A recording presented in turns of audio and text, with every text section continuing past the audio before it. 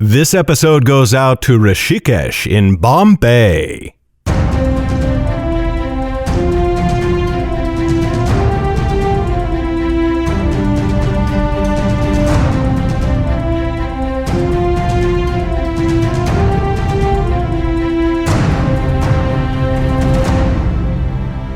Hi there, Megan Robinson here. Welcome to the 25th episode of the Nightblade Epic Podcast. Before we start the show, we've got a couple of announcements. First, we want to remind you that the Bloodlust audiobook is available on Audible, iTunes, and pretty much everywhere else that audiobooks are sold. Have you read The Kingkiller Chronicle? It's Garrett's favorite fantasy series of the last 3 decades. It's got an epic protagonist who everyone has stories about, and it's told in one of the most unique and interesting ways you've ever seen in a fantasy novel. And that was the inspiration behind Bloodlust. You've rarely met a hero like Mag, and you've never heard a story like hers told in the same way. Chapter by chapter, page by page, you're going to get completely sucked into the mystery and tales that surround her. So go check out Bloodlust on audible.com or wherever you buy your audiobooks. We promise you're going to love it. This is the second to last episode in this season of the Nightblade Epic Podcast. We'll see you next week for our farewell episode, and then we're taking a short break before season 2 begins. And don't forget the special surprise during the break. Okay, now it's time for today's episode. Today you're getting chapter 39 of Nightblade. When we left off, Lauren had escaped her jail cell, but not before being poisoned by a deadly serpent. Enjoy!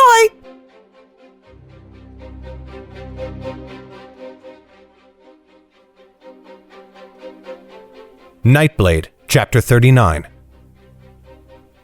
Lauren stumbled from corner to corner, alley to alley, hiding from every flash of red leather armor. She missed one constable and walked right by him, but he did not seem to recognize her and only recoiled from the smell of her cloak. She could think only of Jordell. If any man in Cabras could save her now, it had to be him. So she directed her feet to where she thought the Wormwing Inn might be, hoping the snake's poison had not dimmed her sense of direction. All her arm burned, and the sensation had crept into her chest. Worse, it moved faster now that she walked the streets. She knew something of poison, and knew that it moved through the body with blood that flowed faster the more urgently she pressed on. It seemed a week before she spotted the Wormwing over buildings far away. Her steps quickened, and almost she burst into the street to rush headlong for the inn. Lauren had to force herself to remain cautious, keeping an eye for constables. At long last, she reached the square before the inn. Looking around, she could see neither the King's Law nor any sign of men in bright mail. She took a moment to compose herself, stretching to her full height and steadying her steps.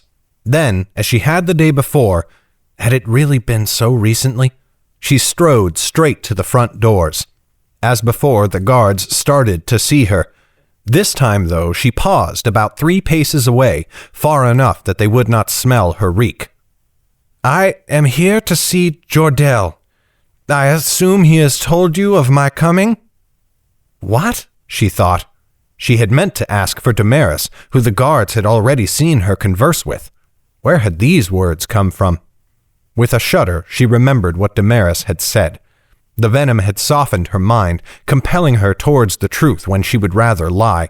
She must not let that happen again. Without a tongue for deception, she stood no chance. The guards exchanged a look. "No, my lady, but I will deliver your summons to his room, though I do not know if he is within." "That will not be necessary," said Lauren, forcing her mouth to produce the words. "He will not want to be disturbed." With that, she set forth, brushing past the guards and into the common room. That would give them her smell, but she hoped it would be too late. And indeed, they did not follow her as she passed into the room and strode for the bar, behind which a serving maid stared at her incredulously. Maintaining her composure took too much effort, and Lauren slumped to the side as she eased between tables. Her hands came down hard on the back of a chair, her wrist cracking against the wood and making her wince. She clutched it with her other hand, thoughts swimming. The burning. The burning.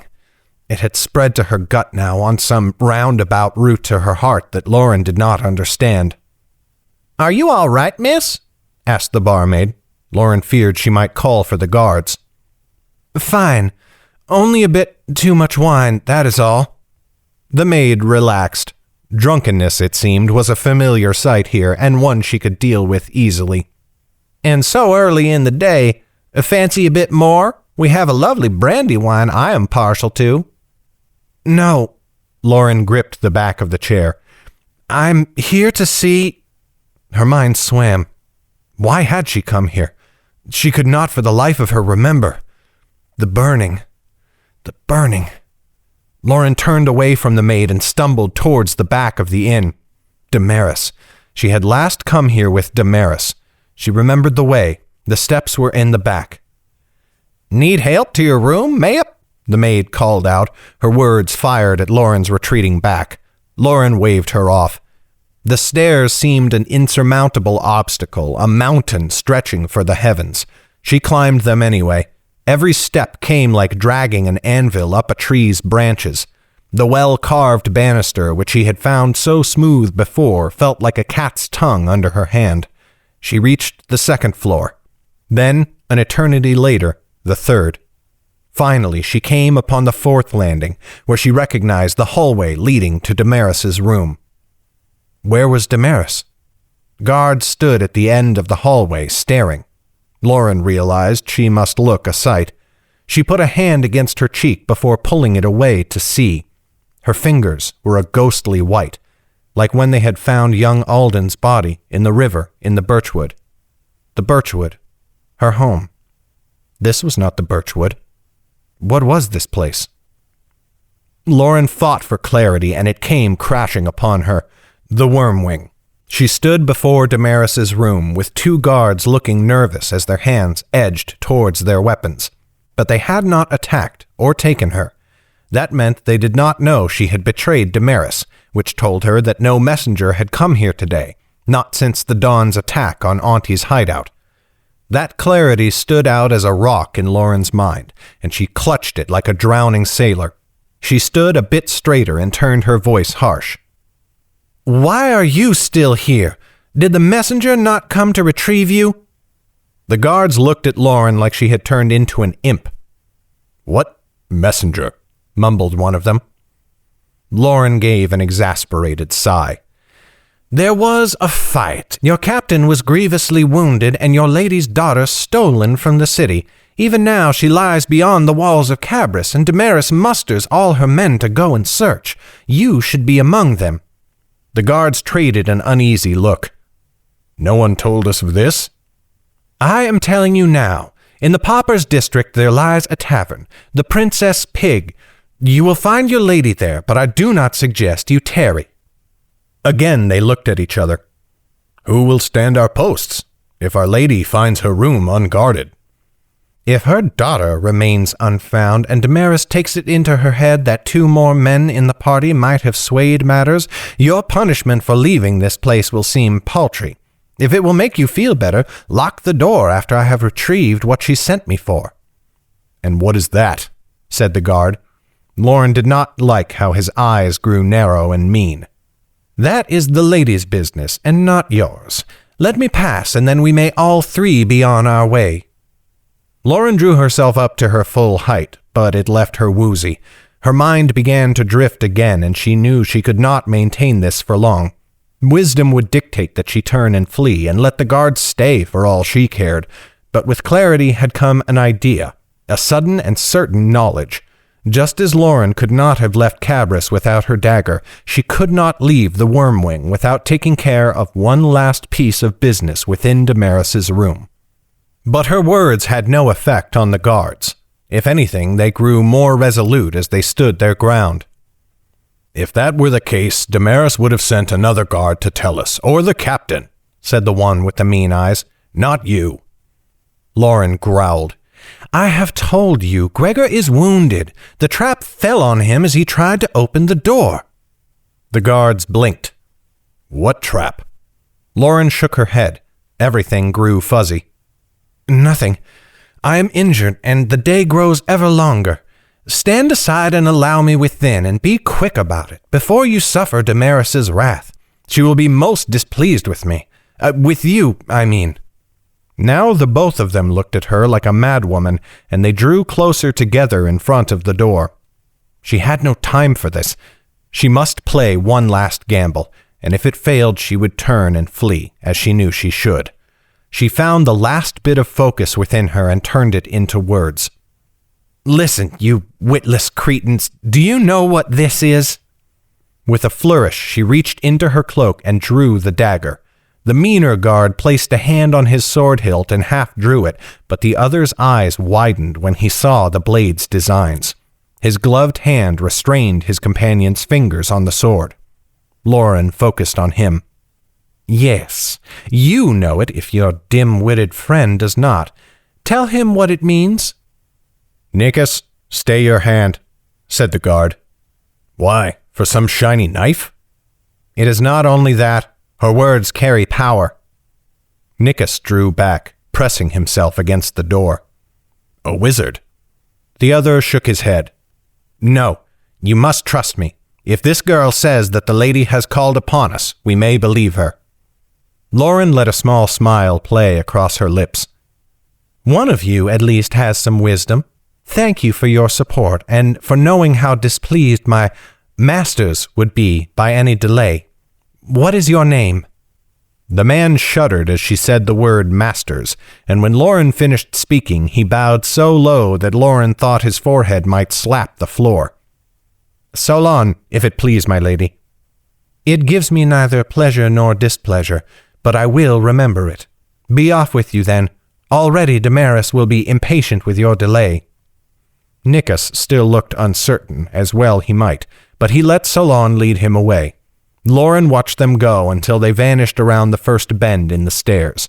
Then she looked down at her dagger, studying the lines etched across its shining steel. One day, it would be a problem. Today, it proved an answer. What was I doing? The burning in her stomach intensified, climbing its way towards her heart. She could feel it in her chest now, singeing her insides with every breath. She looked around at the hallway for a long moment before she focused again on Damaris's door. Of course, she had come to the Wormwing to find Damaris. Or had she? It seemed she had come for another purpose, one she could no longer recall. No matter.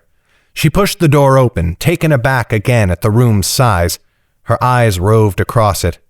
Empty. Where was Damaris? Had not Lauren come to find her? Her gaze fell upon the chest sitting near the bedroom door, and she remembered her purpose. She picked up an iron fork that lay on a nearby table, and by sticking it in the door jamb, she bent off all but one of the tines. The final tine she twisted before approaching the chest. It took her a long while to fiddle with the lock, much longer than it should have. Her head swam. The sunlight pouring through the window began to hurt behind her eyes, so she closed them. By feeling alone, she probed for the tumblers, tripping them one at a time. The lock opened with a solid thunk. Lauren seized the lid and lifted. A mountain of brown cloth bundles met her eyes. Damaris's secret cargo. The black crystals she hid from all eyes but those she trusted most. Stolen away outside the gates of Cabris and brought here to wait until she made ready to move them again. Lauren scooped them all out and scattered them across the room. She flung them into the walls and slid them along the floor. Black crystals spilled everywhere, some cracking open against the stone tile. Where they broke, they turned into a fine dust. She threw a few into the hallway outside for good measure, ensuring they spread across the whole floor. Some even tumbled down the staircase at the far end. Finally, Lauren went to the wide balcony and threw 3 bundles into the street. She heard a cry of alarm as one of them nearly struck a passerby, and then silence. Lauren slipped out the door. She made sure to swing it shut behind her. It would not do to be a rude guest, after all. The stairs echoed with hollow thuds under her boots, and many crystals crunched to dust beneath them. Her business was done. She must leave quickly and what? Where would she go now? Where could she go? The poison spread deeper with every moment. She passed the 3rd floor and reached the 2nd. "Lauren?" The voice sounded a dozen leagues away. It sounded as though the speaker whispered in her ear. It was gone in a moment, and it echoed in her head for eternity. Her eyes roved, her head swinging around like a drunk. A man stood 4 steps below, looking up in astonishment. Lauren had to stare at him a while before she remembered his face. "Jordell," she said in a soft whisper, "I forgot that I came here for you." Jordell's lips split in a soft smile. "It is as I have told you often and again, we are bound by more than common purpose." Lauren's head scrunched tight. "Oh, still your tongue, you great buffoon." Then she collapsed down the stairs. Jordell caught her after only 2 bounces, scooping her into his strong arms. Lauren cradled against him like a child. She tried to wrap her arms around his neck, but they would not move. His nose wrinkled at the smell of her cloak, but he made no mention of it. "Lauren, what has happened?" said Jordell, and for the first time his voice did not sound soothing. "A snake bite," said Lauren. Had she spoken? She could not be sure. That voice sounded too small, too tiny. "It has spread to my heart. Deadly, Damaris told me." "I must get you to an apothecary." Jordell took the stairs 2 at a time and ran through the common room, ignoring the barmaid who asked if he wanted anything to drink. Outside the worm wing, a cluster of people had gathered. All of them studied the black crystals scattered across the ground, and many threw doubtful glances at the inn. Jordell ignored them, pressing through the crowd into open air. "Forgive me," he said, and before Lauren could ask him what for, he pulled her hood down over her face. The urine had grown pungent, and Lauren thought that she ought to drink more water. "Did you have aught to do with the mage stones?" he whispered. "What? Oh, the crystals. They are not mine." Jordell shook his head. "Never you mind. I should not have asked you to speak. Remain silent and still until we reach the apothecary." "I will pay him myself. I have many coins. Many coins. I am a thief. I stole them." Darkness descended, and Lauren knew nothing more.